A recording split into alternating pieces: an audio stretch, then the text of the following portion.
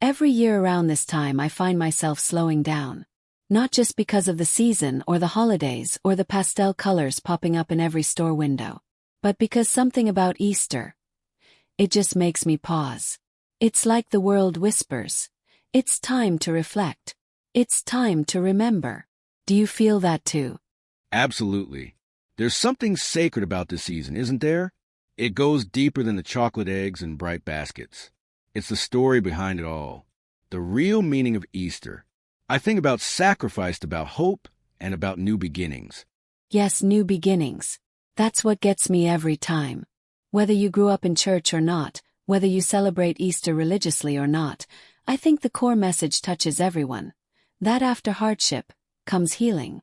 That after the darkest night comes light. That love, real love, can't be buried. It rises again. Well said. For me, Easter is deeply personal. It reminds me of my roots. Growing up, my grandmother would wake us up before sunrise on Easter Sunday, dress us in our best clothes, and walk us to sunrise service. It didn't matter if it was cold or raining. We were going. And she'd say, "Because he got up early, we can too." That line stuck with me. It made me realize Easter is not just a date. It's a declaration. That gave me chills. And I get it. For my family, Easter was also about community. I remember we'd spend all week preparing, dyeing eggs on Thursday, rehearsing poems for Sunday's program, baking pound cakes and sweet rolls. But it wasn't just tradition. There was always this sense that we were celebrating something real. A risen Savior. A love that overcame death. That's the heart of Easter, isn't it? The resurrection of Jesus Christ. It's the core of the Christian faith. It's the moment everything changed, for history, for humanity, for eternity. And even for those who might not know the full story, there's power in hearing it. So let's tell it. Let's walk through the story again like it's the first time. For us, for them, for anyone who needs a little hope today. I'm with you. Let's go back. Let's begin where the sorrow starts, with the cross. It's impossible to talk about Easter without first talking about Good Friday. Because before there was resurrection, there was death. Painful, public, undeserved. The Son of God, nailed to a cross between two criminals. It's hard to imagine, right? The same Jesus who healed the blind, walked on water, fed thousands. He was betrayed, beaten, mocked, crowned with thorns. And for what? For loving too well? For challenging power with truth? For fulfilling a prophecy no one fully understood yet? And it wasn't just a physical death. It was spiritual, emotional, relational. His disciples scattered. His friends denied him. The sky grew dark. And even Jesus cried out, my God, why have you forsaken me?" That part always hits me because it reminds me he felt what we feel. Abandonment, fear, grief. Yes, and yet, in that moment, he was still carrying love, still thinking of others. He forgave those who hurt him. He told the thief next to him, "Today you'll be with me in paradise." He looked down at his mother and made sure she'd be cared for. That kind of heart, that kind of mercy, that's divine. Then came silence. Jesus gave up his spirit. And the earth trembled. The veil in the temple tore in two. A Roman soldier stood there and said, "Truly this was the Son of God." Even the enemy recognized what had just happened. His body was taken down and laid in a borrowed tomb. And just like that, hope seemed gone. His followers hid. His enemies celebrated. And for 3 days, the world waited. But that third morning changed everything. Women, the very ones overlooked in that time, were the first to witness the miracle. They came to the tomb and found it empty. An angel said, "He is not here. He is risen just as he said." And from there, the news spread like fire. Jesus was alive. He began appearing, first to Mary Magdalene, then to the disciples, then to over 500 people. Not a ghost, not a vision, but alive, eating, walking, teaching. That's what stirs me. The resurrection wasn't just spiritual. It was physical, real. Flesh and blood. He defeated death in every form. That stone rolled away wasn't just for him. It was for all of us. Every doubt, every fear, every failure rolled away. And that's the core of Easter. Not just that Jesus rose, but what it means for us, that love wins. That death doesn't have the final word. That no matter how dark Friday feels, Sunday is coming. Phew, you said that. And we need that message now more than ever. With everything going on in the world, pain, war, division, loss, we need the reminder that there's still life after loss. Still light after darkness. Still joy after mourning. Still peace in the storm. And that's why Easter matters. It's not just a story from the past. It's a lifeline in the present. That makes me think. How do we carry that message forward? How do we live in resurrection power, not just celebrate it once a year? Maybe it starts by remembering who we are. Easter is proof that we are loved, chosen, redeemed. It's not about being perfect. It's about being made new. Amen. And maybe it also means loving people the way Jesus did. Forgiving freely. Serving selflessly. Being a light even when we feel surrounded by darkness. That's powerful. Because the resurrection didn't just change Jesus' story. It's supposed to change ours. It gives us courage to rise again after failure, after heartbreak, after tragedy. Yes. Because if he could rise from death, we can rise from anything. That's the hope of Easter. And that's worth talking about, worth living for, worth celebrating. Let's begin where the sorrow starts, with the cross. It's impossible to talk about Easter without first talking about Good Friday. Because before there was resurrection, there was death. Painful, public, undeserved. The Son of God, nailed to a cross between two criminals. Beyond the powerful message of resurrection, I've always loved the way Easter brings people together. Through tradition. Whether it's a sunrise service, a church choir belting out He Lives, or a table full of food, Easter has this way of uniting hearts. Definitely. In my family, it was always about community. We'd all pack into my auntie's little house after church. Cousins running around in itchy dress clothes, people laughing in the kitchen, sweet tea flowing like water. Somebody would always burn the mac and cheese a little, but nobody cared. It was love. Ours was similar. We had the big Easter egg hunt after dinner. My dad would hide a golden egg somewhere crazy, like up in the tree or behind the grill, and whoever found it would get $20. You'd think we were searching for treasure, but really it was about the laughter and the memories. It's amazing how those simple traditions stick with you. And it's not just in the U.S. Easter is celebrated in so many ways all over the world. Like in the Philippines, they have a pre-dawn ritual called Salubong, where two processions meet, one with a statue of the risen Christ and the other with Mary. When they meet, it symbolizes joy and reunion. It's so beautiful. I love that. In Ethiopia, Easter or Fasika is actually considered more important than Christmas. People fast for 55 days beforehand. Then on Easter Sunday, they break the fast with a huge feast. The commitment behind it really makes you think. It does. Then there's Greece. On Holy Saturday, they light candles at midnight and proclaim Christos Anesti, which means Christ is risen, and they crack red eggs together, symbolizing the blood of Christ and the new life of the resurrection. All of it points back to that one moment, the empty tomb.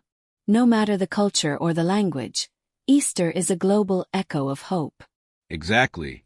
And while each place may celebrate differently, with lamb or ham, sunrise or midnight, gospel or incense, the heart of it remains the same, a celebration of life defeating death. And that unity is something we could all use more of. Sometimes I think the traditions are just vehicles for the bigger message. Like, painting eggs might seem like just a fun kid's activity, but when you stop and reflect, even that can symbolize rebirth. Cracking open something beautiful. Letting color pour out of what once seemed ordinary. That's deep. And it makes me think about how important it is to keep those traditions alive. Not just for nostalgia's sake, but to pass down meaning, to tell the next generation. This is why we celebrate. This is who we are. Yes. That's why even though life gets busy, I still make sure to cook something for Easter. I still play gospel music while getting dressed. I still call my grandma and talk about that Sunday when she danced in the aisle at church because the choir sang her favorite hymn. These little acts, they anchor us. That's real. And even if someone doesn't go to church or doesn't have a big family gathering, Easter can still be meaningful. It can be personal, a time to reflect, to reset, to reconnect with God and yourself. Or even just to pause, to breathe, to ask, what needs to rise in my life? What needs to roll away? Phew, that's a powerful question. Because maybe Easter isn't just a moment. Maybe it's an invitation to new purpose, new vision, new love. And maybe it's a challenge too. To not get stuck in Friday. To not live in the tomb. But to walk forward, even when we're scared, into the morning light of resurrection. That morning light, that's where faith begins. And for me, every Easter, I recommit, not because I'm perfect, but because I know He is. And He's patient with me, even when I fall. Same here. I think that's what keeps us coming back every year. Not out of obligation, but out of awe. Easter reminds us. Grace still flows. Hope still wins. And love. Love never fails. You know what's wild? Every time I reflect on Easter, I start thinking not just about the resurrection of Jesus, but about the things in me that need resurrecting. Like joy I lost, or peace I forgot how to hold, or dreams I buried a long time ago because life got too heavy. I feel that. And I think that's where Easter really hits home. It's not just about a man rising from a grave 2,000 years ago. It's about us getting up every time life knocks us down. Every time fear tells us to stay in that dark place. Every time the world whispers, you'll never make it back. We'll be back after a quick break. Hey there. Welcome to Good Advice Giver. First, we want to start by saying a massive thank you for tuning in today. Whether you're a long-time listener or you're joining us for the first time, we're truly grateful to have you here. We know you've got a lot of options when it comes to podcasts, so the fact that you're spending your time with us means the world. So thank you. That's right. We're excited to have you with us because here on Good Advice Giver, we cover just about everything. Whether you're interested in sports, relationships, sex, money, finances, business, digital marketing, music, education, movies, comedy, or something else entirely, we've got it all. No topic is off limits here, and we dive deep into real, meaningful conversations that matter.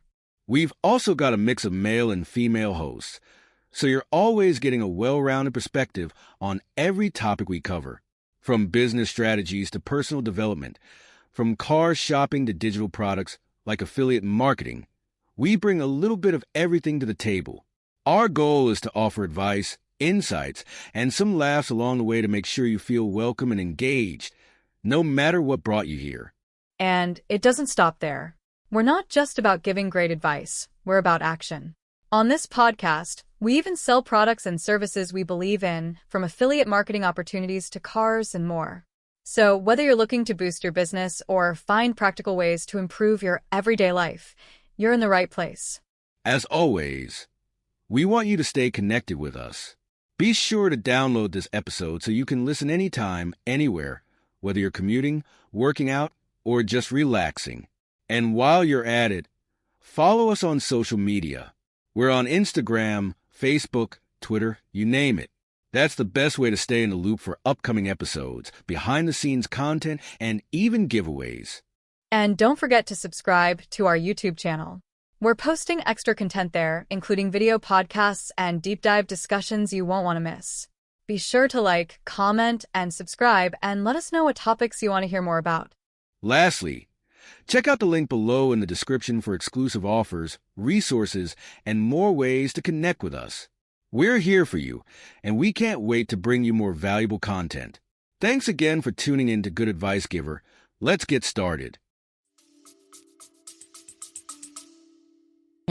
Because resurrection isn't just a moment. It's a mindset, a way of life. And truth be told, in today's world, we need that resurrection mindset more than ever. People are hurting, lonely, overwhelmed, anxious, and they need more than candy and bunny ears. They need real hope.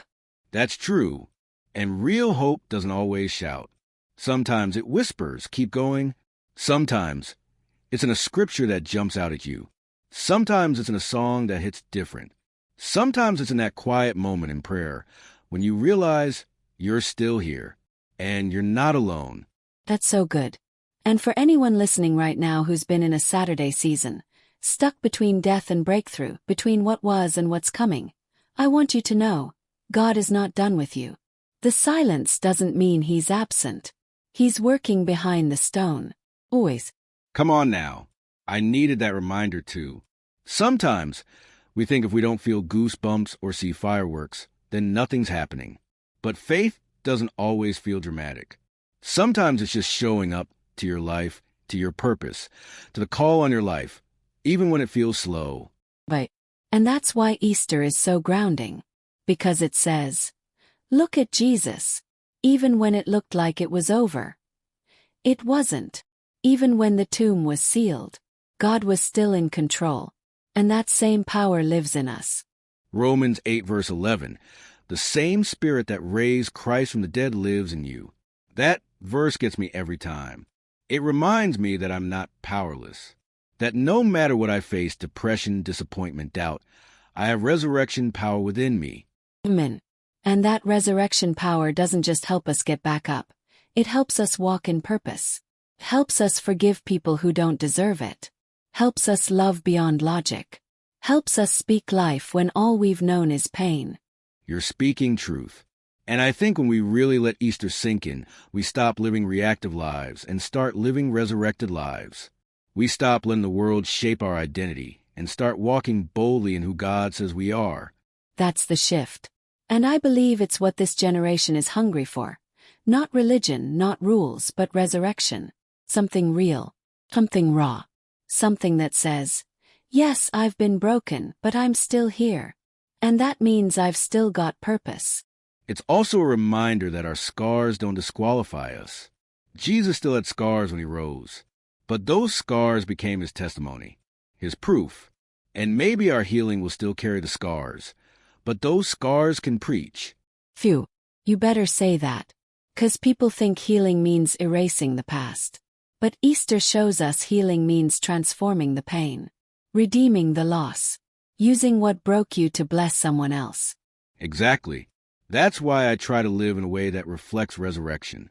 Not by being perfect, but by being real. Being open about the times I fell. The seasons I didn't think I'd make it. Because that's how people connect. That's how people see Jesus in us. And that's how we carry Easter forward. Not just by wearing white on Sunday or reposting scripture, but by embodying resurrection. By choosing joy. Choosing grace. Choosing faith even when fear's louder. That's it right there. Living like the tomb is still empty.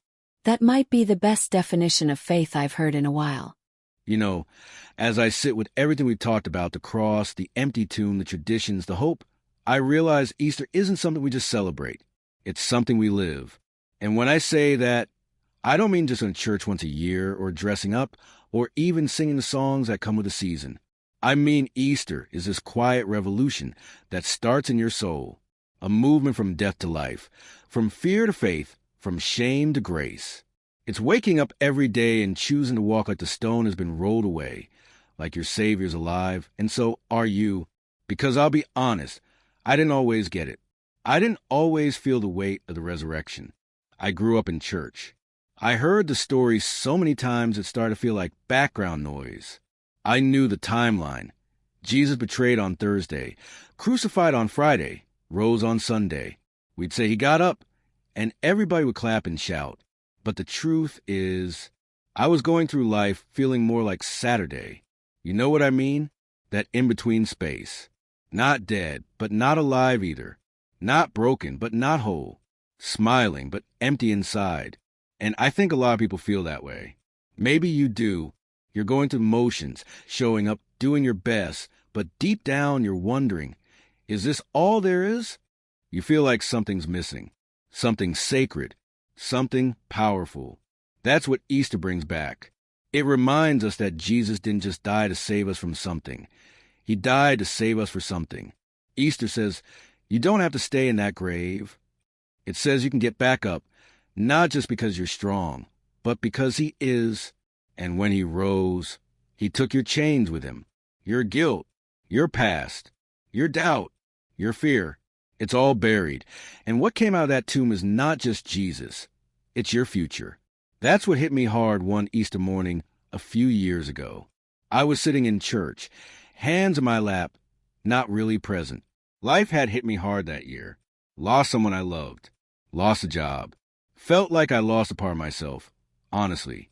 And the preacher said, "You're not too dead for God to resurrect." And that line broke something open in me, because I felt dead inside.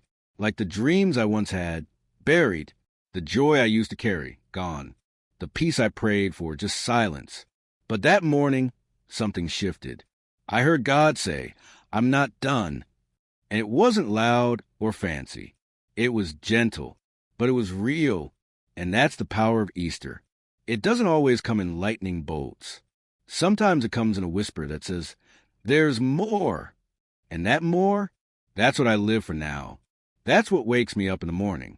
Not just the grind, not just the bills, not just the hustle, but the calling, the reminder that I'm part of a bigger story.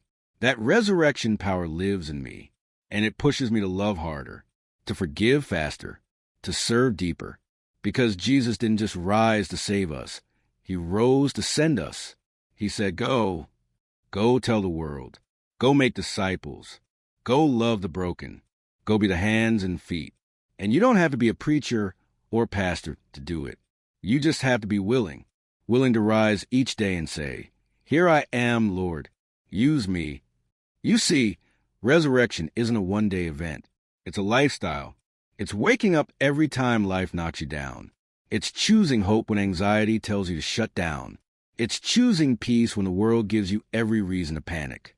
It's remembering that you are not your past, that Jesus paid for all of it, and that payment cleared. And maybe that's the part people struggle with. Forgiveness, forgiving others, forgiving themselves. But if Easter teaches us anything, it's that grace isn't earned, it's given. And it's not about what we've done, it's about what he did. His blood paid the price. His body bore the weight. And his resurrection opened the door to freedom. So if you're listening right now and you've been walking through life with shame heavy on your back, Easter says you can lay it down. You are not your worst decision. You are not your darkest night. You are not what they said about you. You are what God says about you. Redeemed, restored, beloved, chosen. That's not just poetry. That's power. And it's personal for me. Because I know what it's like to question your worth. I know what it's like to feel forgotten. But the tomb proves otherwise. It says you matter so much that God himself stepped into your pain, took your place, and gave you a new name. And now, when heaven sees you, it doesn't see your sin, it sees a son. That's the gospel. That's the good news. That's Easter. It changes the way you think, the way you talk, the way you walk. And more than anything, it changes the way you love. Because Jesus didn't die just for perfect people. He died for the broken, the confused, the lost, the liar, the doubter, the addict, the outcast, the tired mom, the overworked dad, the lonely teen, the overwhelmed college student, the anxious entrepreneur, the silent sufferer. He died for us. And if that's true, how can we not live like it? How can we not love people with that same radical compassion? How can we not get up each morning and say, "Thank you for another chance. Now let me use it to make someone else's day brighter"? I guess what I'm saying is this: Easter changed everything. And I don't just mean back then, I mean right now. It's still changing lives, still changing hearts, still calling dead things back to life, still whispering, "There's more for you." So wherever you are right now, in your car, in your kitchen, on a walk, or lie in bed, I want you to hear this. You are loved. You are seen. And no matter how far you've fallen, or how long you've been stuck, resurrection is still possible. Because he lives, you can face tomorrow. Because he lives, fear has to bow. Because he lives, grace wins. Every time. This Easter, I'm not just celebrating a story. I'm living it. And I hope you will too. If I had to sum up Easter in one word, it would be invitation. Not just an event, not just a celebration, but a divine, open invitation to rise again. And I think that's something we all need more than we admit. Permission, no power, to rise from what tried to bury us. To rise from the loss, from the loneliness, from the guilt, from the seasons where we cried ourselves to sleep, and the ones where we forgot how to dream at all. Easter to me is God's way of saying, it's not too late. And I don't say that lightly, because I've had seasons where I thought it was too late, where I felt like I had missed my chance or my calling or my moment, where I thought I'd never feel joy again. I'd smile in front of people but inside felt hollow, like a shell of the woman I used to be, like my spark was gone, and I was just existing. But Easter doesn't just tell us that Jesus got up, it tells us we can too. That's what shifted everything for me. It wasn't just knowing that Jesus rose. It was realizing why he rose. For me. For you. For us. He didn't rise to impress anybody. He rose to redeem everybody. He rose to silence shame, to shatter fear, to break generational curses, to restore dignity, to bring light to the darkest places. And when I understood that, when I really let it sink into my bones, it changed the way I saw everything. Changed how I walked through heartbreak, how I handled rejection, how I carried myself, even when the world tried to shrink me. Because resurrection doesn't mean everything goes back to the way it was. It means everything becomes something new. It's not restoration to your past. It's elevation into your purpose. And the thing is, I know so many people who feel like they're stuck in a tomb. Not a literal one but a mental one. An emotional one. A relationship that's draining them.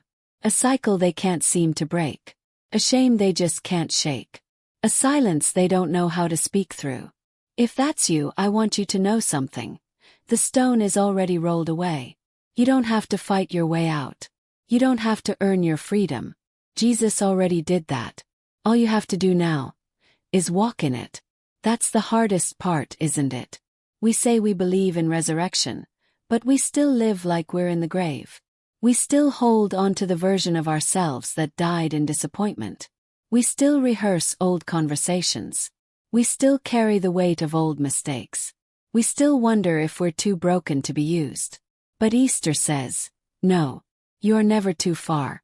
You are never too lost. You are never too late. Jesus didn't rise so we could live small. He didn't defeat death so we could live in fear. He rose so we could live free. And I think that's the journey I've been on, learning to walk like I'm free. It's not perfect. It's not linear. But it's real. And every day, I get better at recognizing the voice of God over the voice of guilt. I get better at choosing rest instead of rushing. Choosing faith over fear. At choosing joy, not the fake kind but the deep, unshakable kind, the kind that says, even if I cry tonight, I will rise in the morning. And that's Easter. It's not about ignoring the pain. It's about believing in the promise. It's about standing on the truth that no matter what the world throws at you, God's grace is always stronger. And His love. It's not this fragile, fleeting feeling. It's fierce. It's faithful. It's forever. It meets you in your shame and wraps you in mercy. It walks into your tomb and says, "Get up, daughter." And maybe that's the part that gets me every year. The tenderness of it all.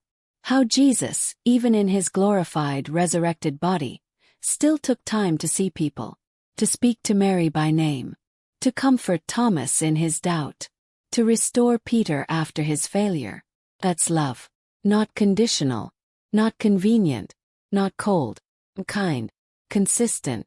The kind of love that goes back for the one, that stays behind for the wounded, that whispers, "I still choose you." And when you know you're loved like that, you stop striving, you stop settling, you stop shrinking to fit into places God never told you to stay. Easter frees you, not just from sin but from shame, not just from death but from discouragement, from living in survival mode. It says, you don't have to fight for your identity anymore. It's already finished. Jesus didn't come back with vengeance. He came back with victory. And he handed that victory to you. So I don't know what your tomb looks like today. Maybe it's grief. Maybe it's insecurity. Maybe it's an old label that someone slapped on you and you started to believe. But hear me, that's not who you are anymore. Because Easter isn't just something that happened. It's something that happens. It happens when the addict finally puts down the bottle. It happens when the couple decides to forgive and start again. It happens when the woman who thought she wasn't enough realizes she was chosen all along. It happens when we finally stop running and come back to the one who's been waiting with arms wide open. That's the invitation of Easter. Not just to believe, but to become. To become who you were always meant to be. Whole, holy, and healed. And it doesn't matter how many times you've failed, or how long you've been silent. It doesn't matter what your resume says or what your family did. The tomb is empty. Anything is possible. That's what I want to carry with me this year. Not just the emotion of Easter Sunday. Not just the high of the music or the message. But the quiet, burning truth. That because he lives, can live too. Fully, freely, faithfully. That I don't have to hide anymore. I don't have to pretend. Can rise. Can love. Can try again. 'Cause the stone is gone. The grave is empty. And my story is not over. So wherever this finds you, whether you're on the mountain or deep in the valley, I want you to hear this. You're not alone. You're not forgotten. You're not disqualified. You are chosen. You are forgiven. You are called. And you've got resurrection power running through your veins. So rise, woman of God. Speak life. Break the silence. Be bold with your love and loud with your light. The world needs your voice, your story, your fire. And Easter. Easter is your reminder that the best is not behind you. It's just beginning. He is risen. And so are you. Today is your lucky day. Today is the day that our $3 website works for you, paying you directly to your PayPal daily. Imagine $3 ongoing continuous payments to your PayPal account. Imagine falling asleep and waking up to $300 in your PayPal account. How would this make you feel? How could this help you? What bills could you pay? What kind of fun could you have? What does that retirement look like now? All for a one-time payment of $3. This website is DFY done for you, fully built and completely hosted, and never stops collecting payments for you. You have spent $3 on coffee on a regular, but that coffee won't help you create multiple streams of income. Click the link below.